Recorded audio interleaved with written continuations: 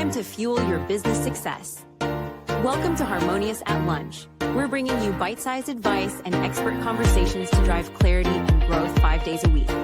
Make sure you join our Facebook group at humanop.com/lunch, where listeners like you and our guests hang out so we can find harmony in the business together. If you're building a business, you're in the right place.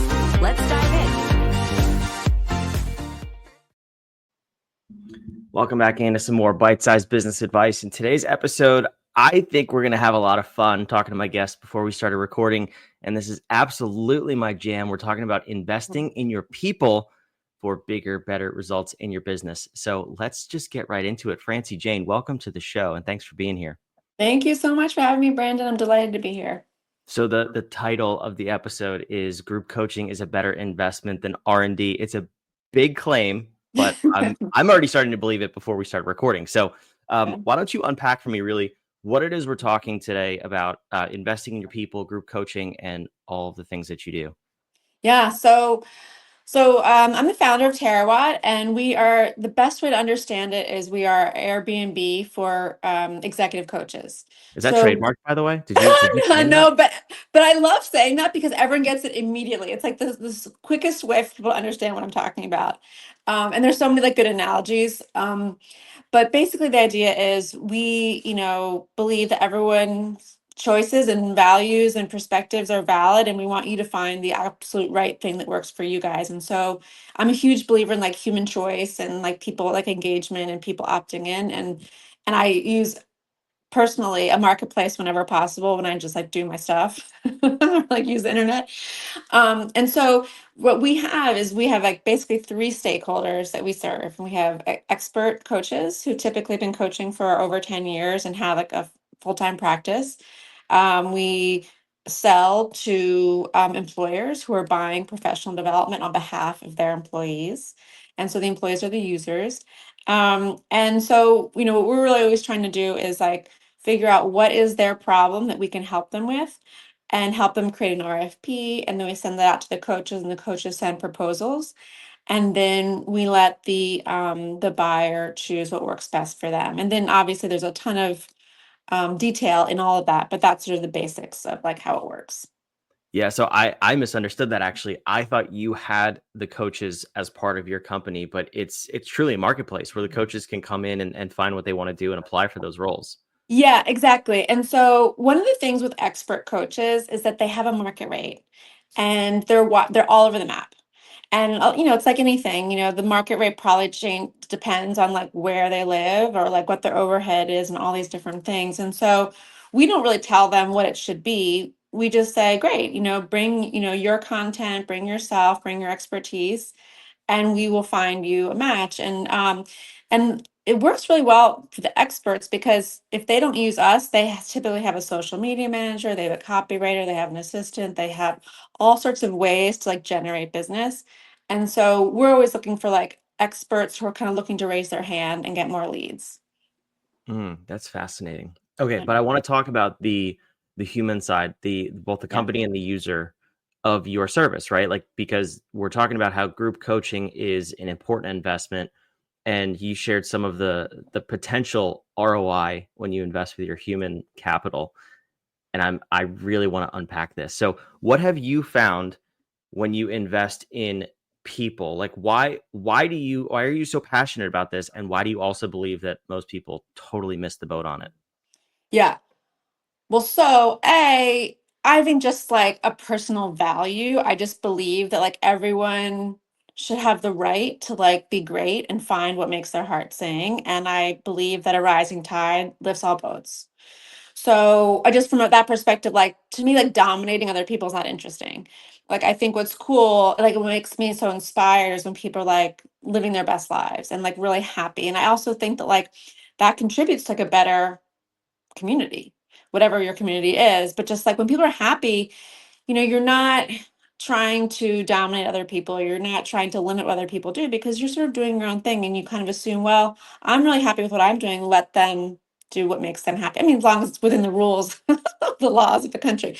But I guess my point, crazy. No, murder should not make everybody happy. Yeah, I just mean more like I think when you're fulfilled, you're less interested in hemming in other people. Is my sense.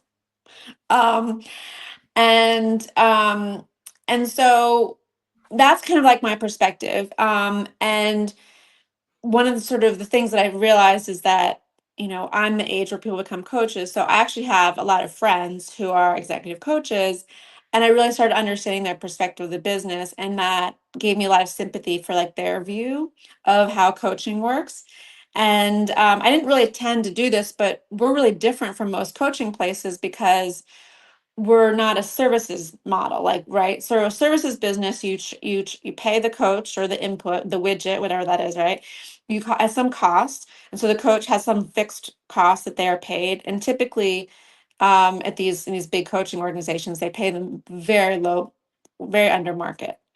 And so that works for some people, but if you've been doing this for 10, 20 years, you don't want to take those roles and you don't. And so, services business will pay a coach to say $30 an hour, then mark it up to a certain amount and then make the spread. That's like a services business model. Whereas a marketplace, we take a percentage of the sale to the buyer.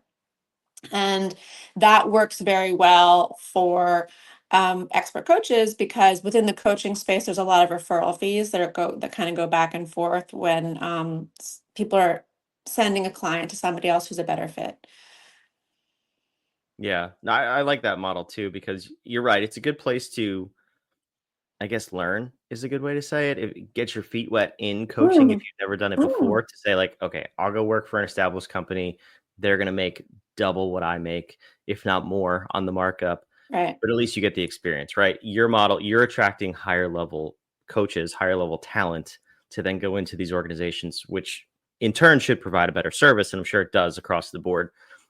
In those companies, though, talk to me about what companies are seeing as far as the ROI from investing in coaching for their people, and particularly in this format because they can kind of curate the experience that they're looking for, so to speak. So tell me Yes. what that looks like from the company perspective. Yeah. So one thing that we found that's really interesting, and again, it kind of gets back. Okay, it gets back to my belief of just like people opting in, is that we found that when we do a survey for the employees to understand their perspective, and then we base the coaching based on like what their requests are and like what they want to learn about, the engagement's so much higher and people get so much more out of it. And so that's another example of like sometimes there is a disconnect between what the buyer thinks the employees need or want and then what the employees want. And so we try to bridge that gap through surveys. Um, and so just in terms of ROI, like the big ROI case study that I love to talk about has to do with one of our coaches. He's a PhD in I think organizational psychology, and his dad actually in like the 60s like developed um, like a test, a way to like understand the world and understand ourselves. It's called opposite strengths, and it's funny they don't talk about it as a way to learn psychological safety, but it actually is. And so psychological safety is this very important concept that's been around for a while, but was kind of popularized in my mind by Google in 2015, where they found that their best performing teams um, exhibited high level of psychological safety. And what that means is you can ask questions, you can poke holes. The idea is that you are sort of finding potential flaws in the thinking to make a better product and to incorporate more perspectives. Um, anyway, so back to his thing. So his content was used at a large healthcare organization. It was 4,500 people in a smaller town in Colorado. They had a 24% employee turnover rate. The average employee turnover rate is 20%. They were worried because they're not in a huge city. So at some point they kind of like max out on like local people that they can hire. And they decided to bring his content in. And every year that they used it, it was sort of an opt-in, a group learning experience. The CEO was involved. And every year their employee turnover rate dropped 1 to 2% a year, just very consistently. And after 9 years, they had a 4% employee turnover rate, which is effectively zero. People are retiring or, maybe they're moving for other reasons, but the voluntary turnover is like life changes, not kind of like more money or all the typical reasons for people leaving. And so that's great, right? You hear that and you're like, oh my God, 24% to 4%. Yay, good job. Which that was my first thought when I heard that. But actually, when you quantify it in dollars, it's mind blowing. So it's the difference between 24%, the peak, right, when they started this, and then where they ended up with 4% is $32 million a year. Wow. Wow. Right. And then they also won all these awards. So what the awards mean that all their metrics were moving in like the right direction, right? The excellence direction, whatever it's like lowering or hiring, whatever the thing is, like fewer errors, like happier patient, all these metrics that hospitals use to evaluate themselves. And the point is that, I can guarantee you they were not spending $32 million a year on this, right? They were probably spending some modest amount of money just as like, let's see what happens. And so it's a huge ROI for them. And I think the reason the dollars are so high is because they probably were spending a lot of money on traveling nurses and overtime. So that when they had these gaps, they were just throwing money at the problem instead of thinking about the organizational solution. And another thing I would just always say about that is like what's cool is that with $32 million a year, you have so many choices. Like, do you want to build a new building this year? Do you want to give people raises? Do you want to give people bonuses? Do you want to do more executive coaching? I mean, that you decide, right? And it becomes a priority of the organization, and you're not playing defense anymore, you're playing offense. And I think that's really like the goal of every organization is just to decide their future for themselves when things are working. And then on top of that, I would add what low employee turnover means is that people are happy. These are happy workers who don't want to leave, who also are probably recruiting their friends to come there. So you're also really not paying for retention. I mean, recruitment costs. So it's just like what I love about that story is that there's no downside. I mean, the downside is the cost, but at some point it starts to pay for itself. And then you have this like well-functioning, well-oiled machine, and you don't have to worry about some of these other problems that exist in workplaces like burnout or I don't know, error rate, all these different things that could happen when people aren't working well together. Yeah, especially in that context, you're working with potentially saving lives. Like lives are literally on the line. And if your people are not in peak condition, if they're fighting with each other and something goes wrong, like somebody would actually die. So is that the case in every single business? No, of course not. But Right. in that one, I mean, you need your people optimized. And I think what you said was really cool. You make the shift from defense to offense. It's this snowball effect on either side of if you're constantly just hiring to fill positions because you have such high turnover, you're just at some point you're going to run into warm body syndrome and you're going to be Right. hiring the next person that applies because that's all that's there and you need to fill a role and that snowballs out of control. And in some cases it does go out of control. You can't rein it back in and the business ends up dying because the people are the core of the business. You make that shift to offense because you invest in your people, and with $32 million, your options are wide open. Yeah. Yeah. And I think it's just, and there's another thing I was going to say, but give me a second, I'll remember. But, just the idea of like when things are operating as a system, it's also just easier to keep that going and you have a nice culture that's like a cultural solution. I don't know. It's just to me, it's like just a great study of like what it could be. And I guess your point, right? So like it's not going to be the same way for every organization. And everyone's different, but like one of the things that I think is cool about Terawatt is, after maybe 9 years, they're like, okay, maybe we want to switch from opposite strengths to a different kind of perspective. Maybe we want to hear from a different person. I don't know that if it's, I mean, I love this opposite strengths, but I don't know if it's necessarily opposite strengths as much as it is everyone learning a new way to connect to each other and to work together and finding ways to again like bring the psychological safety to an organization in a way that people embrace it and don't feel sort of attacked or burdened or negatively towards it. Yeah. Shameless plug. You should try Human Op. I mean, they power this Yeah. podcast. Anyway, but okay, I want to talk about the phase 2 then, because from 24% down to 4% is phenomenal, but there comes a point where you have to continue that. Like you can't just stop and say we achieved 4%, check the box and Right. move on. You need to continue to invest in your people. Right. What does that look like from the best examples that you've seen? that continuing education, continuing investment so that we can continue to be on offense, so to speak? Yeah, I mean, really, ultimately, what's interesting is that it's kind of like the employees just want to be continually developed, and they want to keep learning and keep growing. And whenever people hear that, especially like leaders of the organization, it stresses them out because they're like, listen, we can't have 1,000 CEOs. Like, there's only going to be one CEO. Like, I can't only promote people so much. And so what I say to that is, yeah, for sure. It's not your job to figure out what happens after they've achieved these goals of their own, or they felt like they've like learned and become more proficient in different things. It's your job to give them the tools and just see, let the chips fall where they may. There always are going to be people who quit, and there always are going to be people who stay, and and you just have to accept that you will have a nice alumni base of people that think positively about your organization. But when you focus on developing each person as like a strategy for growth, that has a ton of benefits for the organization. And you just can't get caught up in like what happens later, because um it's just not it's not it will things will happen, but those same things will happen regardless. If you so one of the things that like I always talk about is in the old days. So I'm Gen X, and so I've always been working for baby boomers, right?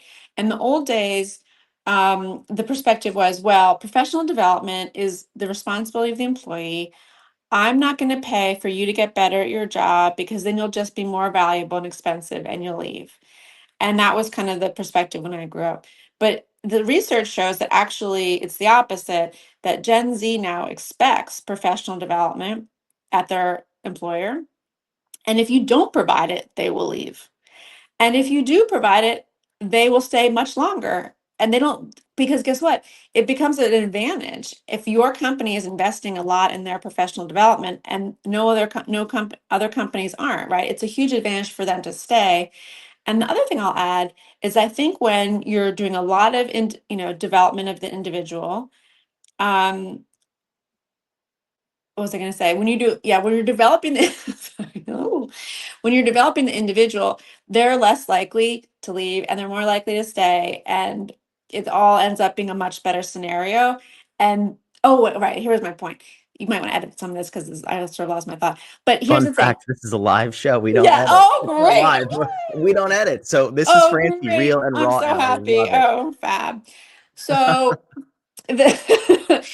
so when this is an epiphany I had the other day.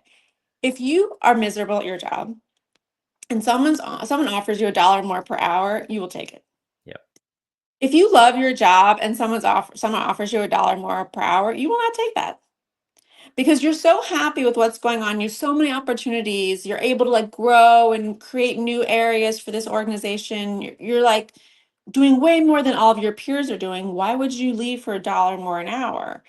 And so as that mindset, I think you really have to understand is like, maybe you're not promoting people, but you're giving them more opportunity to make an impact and be creative, and do a little bit more maybe than even their what do you call it?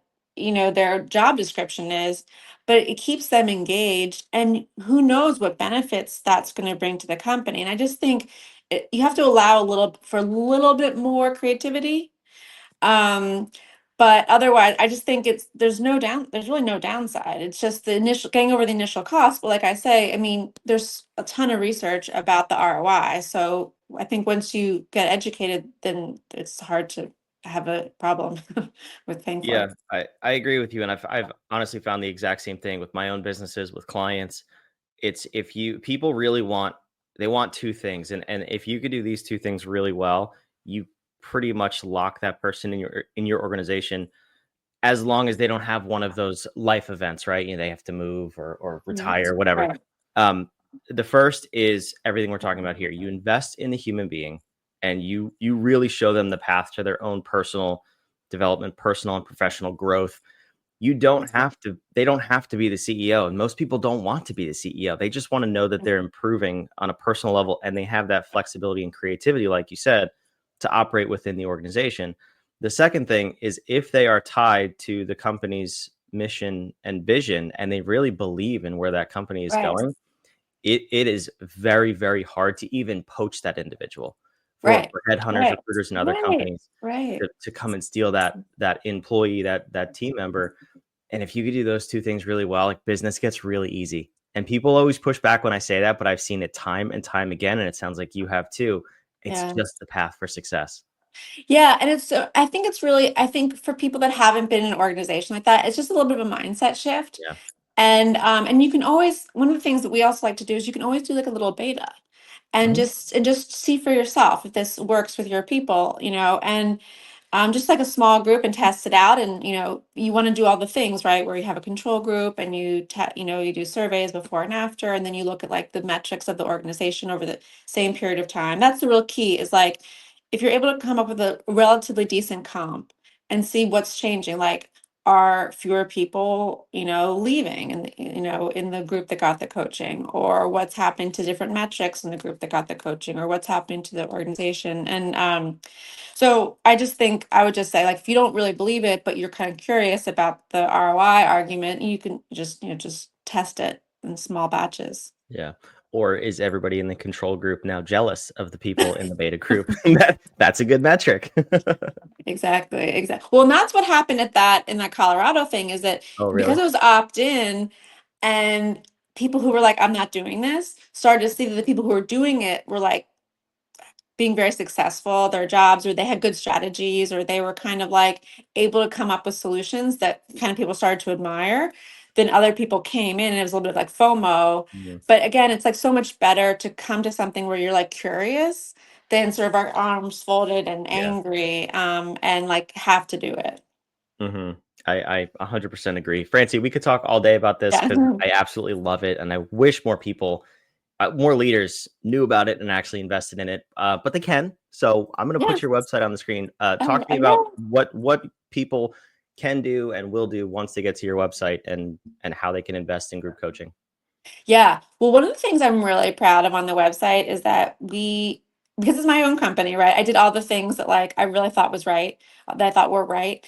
And one is that we list the name and photo and professional information and link to all the coaches' information.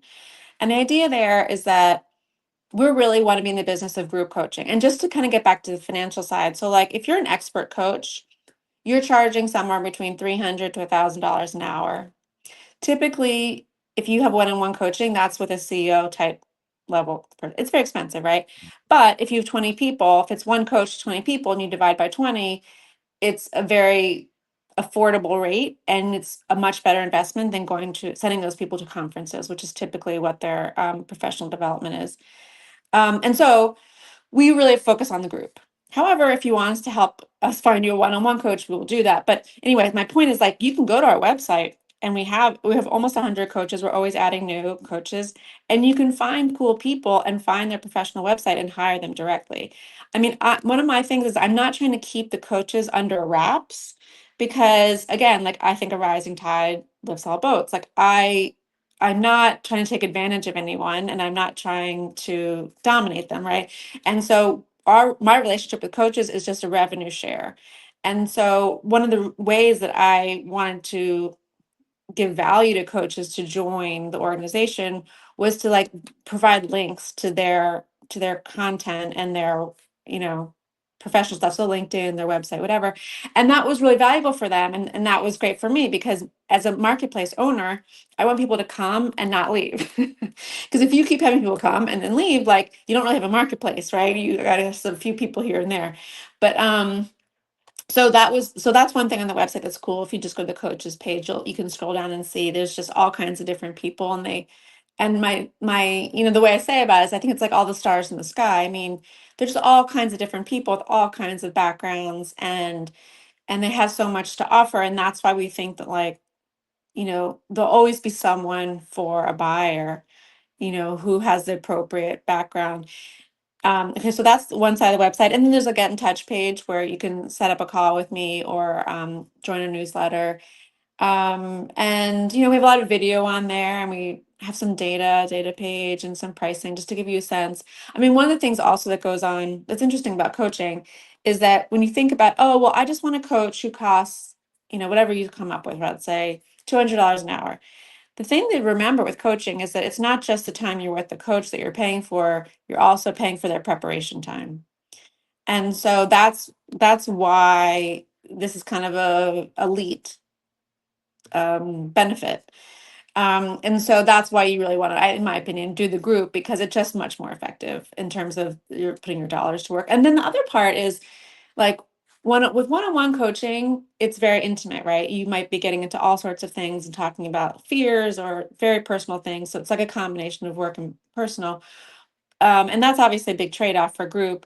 But one of the benefits with group is that you learn from your peers and you start to learn like mindset shifts where like, oh, wow, that fear I have, everyone else in this group also has that. It's just a human fear. It's just a human way of dealing with stuff. And you realize like, oh, actually, like that's like really common among my peers. I hadn't realized that. Like no one has talked about it. And that also just like I think creates more trust in the organization. Yeah, I love it. Well, the website's on the screen. It's in the show notes down below, wherever you're watching or listening. Terawatt.co, TERAWATT.co. Francie, thank you so much for being here. This was a great episode. Yeah, my pleasure. Thank you. For those of you watching, listening, thank you for being here as well. We'll see you on the next episode of Harmonious at Lunch. Another episode of Harmonious at Lunch in the books. I hope this episode made you think and you grabbed some actionable ideas to propel your business.